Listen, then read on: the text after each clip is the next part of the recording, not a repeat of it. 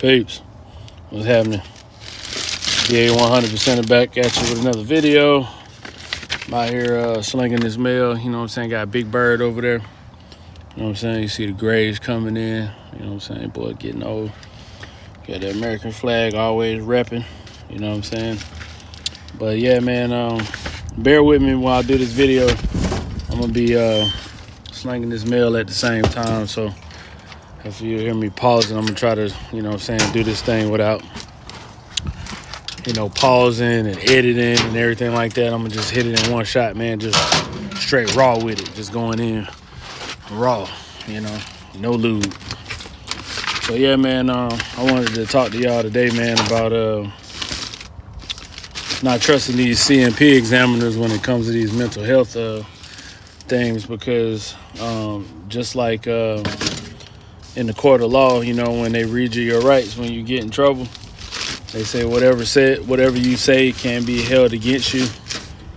You know what I'm saying? In the court of law, it's the same thing that happens to a lot of folks, you know what I'm saying, when it comes to these mental health things. So I just wanted to give y'all, you know, my little insight on, you know, the process that I had to go through and how the VA did me, you know, on my C&P exam. So like, you know, everybody's got that 1 year where, you know, it was like the worst year of their life or something like that, whatever. I'm pretty sure everybody got a year like that. And for me, you know, 2008 was that year for me. You know, I lost my grandmother, man. She raised me like, you know, you know, I was hers, you know what I'm saying? Like she was like my mom or whatever. And I lost her to cancer in 08. Well, in 08, you know what I'm saying, I was still in at the time, and I was I think I was an E5 at the time. I was K9 still, and I was about to go on my first deployment, and I already knew, you know, that I was gonna be deploying, you know, later that year, late 08, you know, like the November time frame. Well, my grandma, she passed like right before that. Right before Thanksgiving holidays, so that made it even worse. And right before that, I lost my best friend, man. He died of a heart attack, you know what I'm saying? I think at the time I was 28.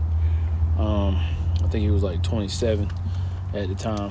So, you know, keep in mind, you know, I'm supposed to be, you know, deploying, and I got all this stuff, you know, on my head, you know what I mean? And so I already knew it was going to be a rough time. You know, I got 3 kids, a wife, you know, I'm leaving them, and I'm going to Iraq, you know. And this is going to be my first official deployment, you know what I'm saying, with my dog, you know, as K9. So, you know, I go off to Yuma, Arizona. You know, of course, I was in the Air Force, but I go to this school that was run by the Marines, this K9 school. Training. So we go through all of that, you know what I'm saying? We get ready to leave to go to Iraq, and we come back from the training, and I think that's when I was notified that of where I was going to be going in Iraq.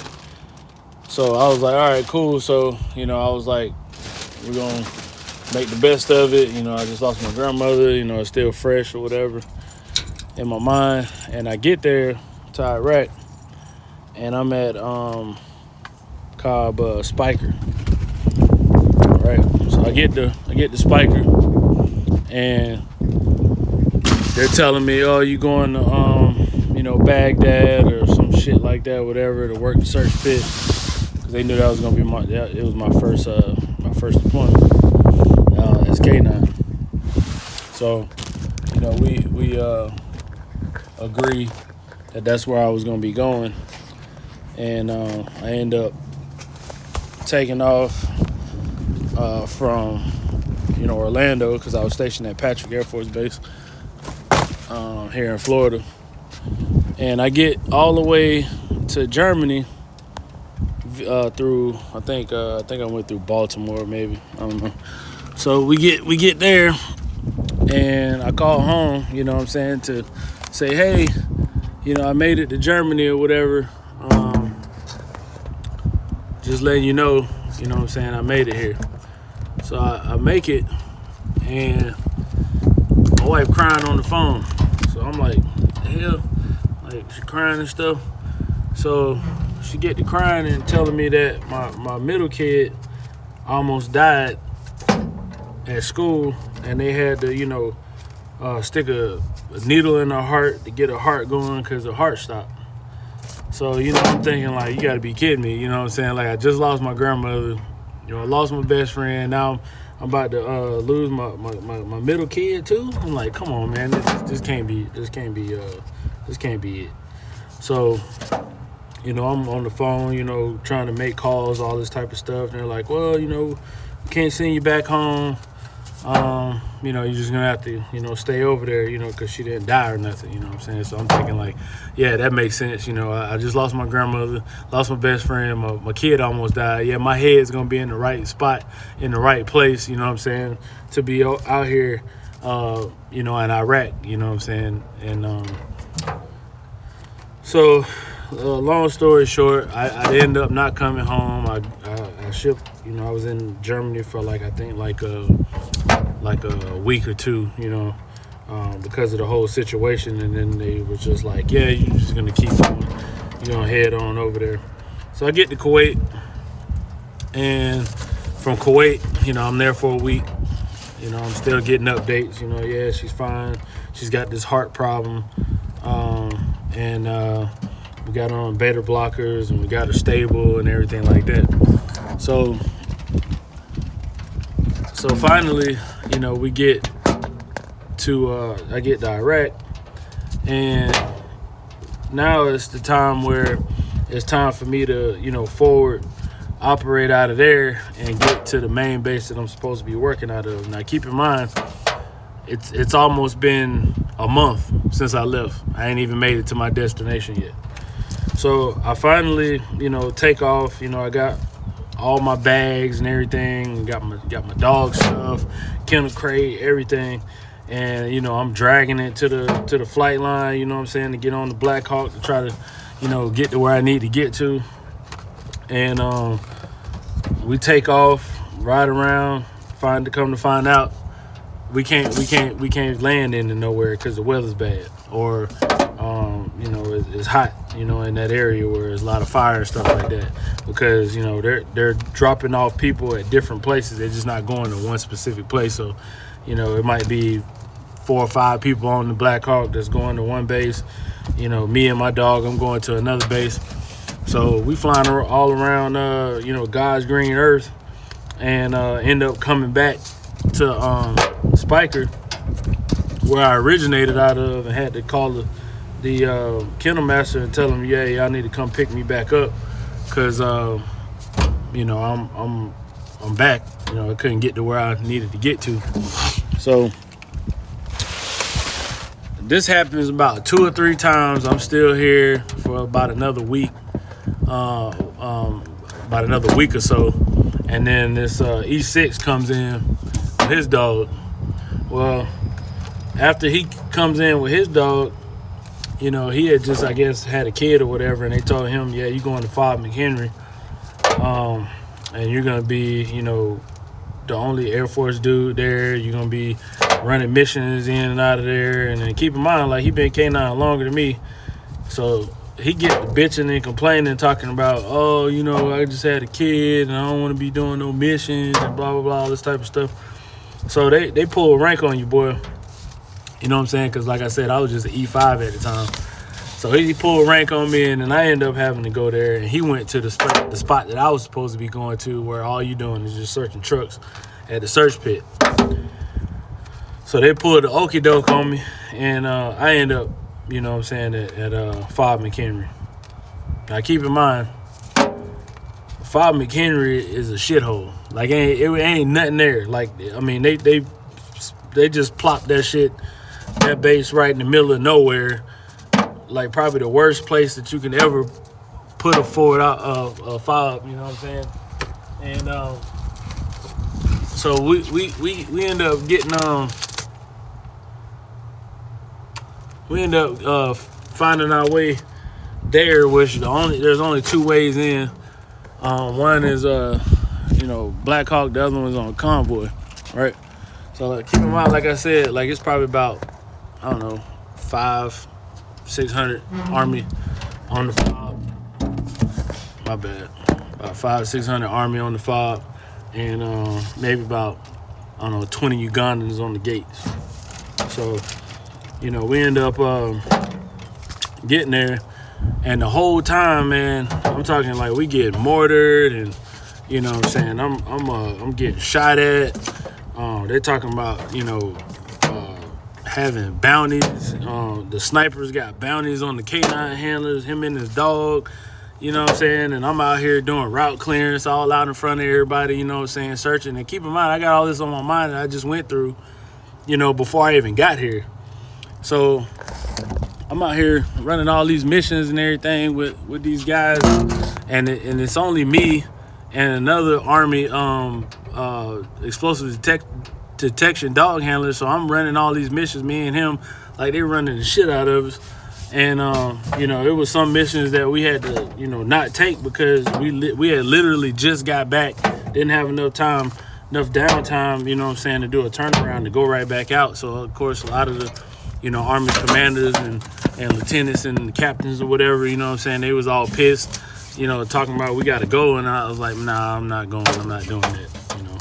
I need my rest. My mind really ain't right now. We get mortared almost damn near every day. The only time it stopped was during Ramadan for the most part. And then, like I said, we getting shot at, RPG, IEDs going off, you know what I'm saying? Because every time you had to turn around, there was some IP station, Iraqi police station that, was opening up somewhere because they kept bombing and blowing up, the old ones, so they had to open up new ones. So we had to go there and do all of that stuff, city council meetings downtown and all this and whatnot. So, everybody knew, who the MPs were, because they were the only ones that rolled with MRAPs and Humvees, so they already knew. So they got hit all the time. Like, luckily, I never, my truck, my MRAP that I was always in never got hit. You know what I'm saying? But there were vehicles in the convoy that would get hit. You know what I'm saying? So, like, you had to see, like, people with the fucking legs blown all off and see trucks disabled and everything like that. And, I mean, it was crazy. You know what I'm saying? And this being my first, like, official, K9 deployment, you know what I mean? Like, I was like, you gotta be kidding me, man. Like, it got to the point to where, I was like, you first get there and then the sirens would go off and they would, have you, throw all your gear on and you go out in the bunker and everything like that. I was like, man, halfway through the deployment, I was like, man, whatever, man. Like, if I get hit, I get hit. It is what it is, you know what I'm saying? I just stay here and play Xbox and shit, you know what I'm saying? Because, like, it ain't nothing that a little concrete barrier is going to do if you get hit, you know what I'm saying, direct. So, like, for me, that was my mindset at the time, I had checked out, I didn't want to know nobody else. I didn't care about meeting nobody else because, there was a lot of people who were getting killed while I was over there, and it was like shutting the MWR down every time you turn around because, they wanted people to be able to, get notified through Red Cross and not, be calling home saying, hey, man, your brother, your sister, whatever got killed over here and everything like that before it was official. So, that would, like, get to the point, where you can't communicate, with your spouse and everything like that for like a week or two, before they have it back up and running again to where we can communicate back on the computers and stuff and Skype and all that. And, at the same time, finance would come over there, and the only way they can get in there for you to get some money, because they was pushing that Eagle Cash card so hard. But where I was at, there was no Eagle Cash card. It was cash only, on the fob. So if finance couldn't get in there because of the weather. It was like hot, firefight and all that type of stuff. Like they just wouldn't come, you know. Like they were on a schedule, so if they missed a window to get in there for you to get your stuff, and they missed that window, like you had to skip a whole nother month. So it'd be like 2 months, sometimes 3 months, sometimes before they can even come in because it was so hot where I was at. And so finally, towards the end of the deployment, like you get the gist. Like it was like a lot of y'all, you know what I'm saying, y'all been through some heavy stuff like that or whatever. But you know, I didn't even go into, you know, great detail of like some of the stuff that I actually had to do. You know, this video would be too long. I might, you know, if y'all want, I'll do a, you know, storytelling part of this video or something. I don't know. But yeah, so like it was supposed to be a 6-month deployment for us. You know how us Air Force dudes do. You know, we won't be on no year deployment and nothing like that. So that 6-month deployment turned into 9 months. Because of where the base was located and how easy it was, how hard it was to get in and out of the fob or whatever. So like it took them a while to get there to replace me. And yeah, man. So, you know, long story short, I get back and I'm having all these PTSD issues, and you know I'm about to go off on you know, senior NCOs and officers and everything like that, because, you know, they're worrying about, you know, somebody giving a post briefing, you know, 2 pages long, and it better be verbatim, or you're gonna get an LOR because you need to know this stuff and this, that, and the third. And I'm coming back from just, you know, damn near losing my life like on a daily basis. Lost my grandmother, my best friend, and my kid almost died before I even got there. So, you know, I'm going through, you know, they got me on meds and psychiatrists, all this type of stuff. So when it's time for me to get out, you know, and I filed for, you know, PTSD or whatever, they give me a C&P exam, and they started talking about my damn childhood and shit. So I'm like, well, you know why the fuck I'm here? You know what I'm saying? I got an Army commendation medal that I submitted, you know what I'm saying, that showed everything that I did on that deployment, over, you know, I think like 50 plus combat missions, all type of stuff, you know what I'm saying. And yeah, they get to talking to me about my damn childhood. I'm like, yeah, you know, I used to get whippings and shit, you know what I'm saying. I grew up without no dad. I grew up in, you know, I didn't grow up in the best part of Orlando, you know what I'm saying. I grew up in Washington Shores. Shout out to people from Orlando that know where that's at, and Rock Lake, you know what I'm saying. And they got to deny me for the shit talking about it's not service connected. I'm like, you gotta be fucking kidding me, man. Like I went through all that, and then you're gonna tell me that it wasn't service connected after I did all that proof and stuff. You know what I mean?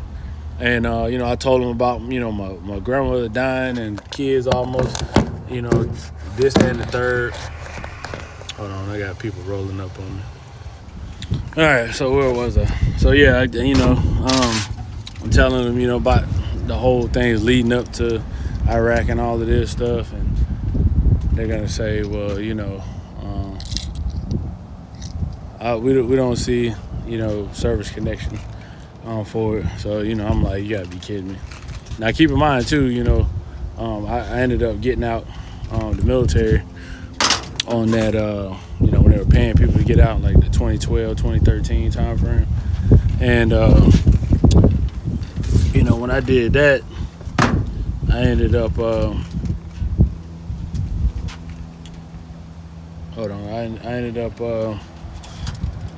just telling them people what I wanted to hear.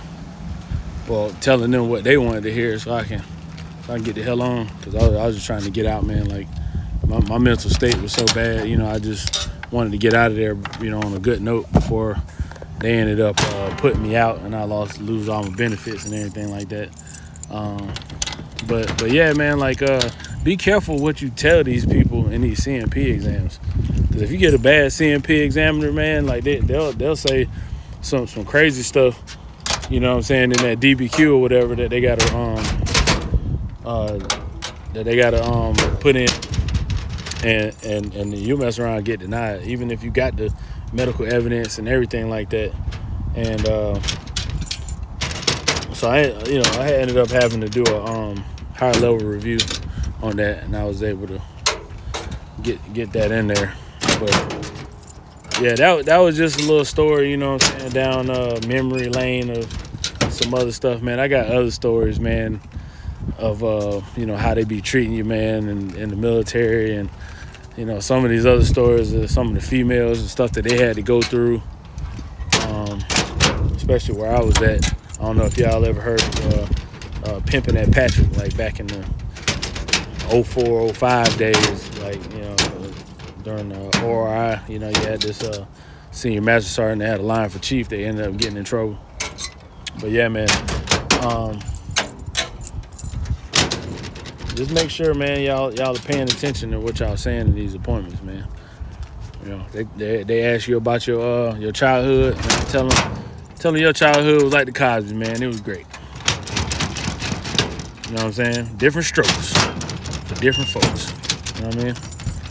So, man, yeah, until next time, I'm still working on them steps, for y'all to go, from 0 to 100%, man. A little step by step that y'all got to follow. So, until next time, man, I'm going to holler at y'all. Peace.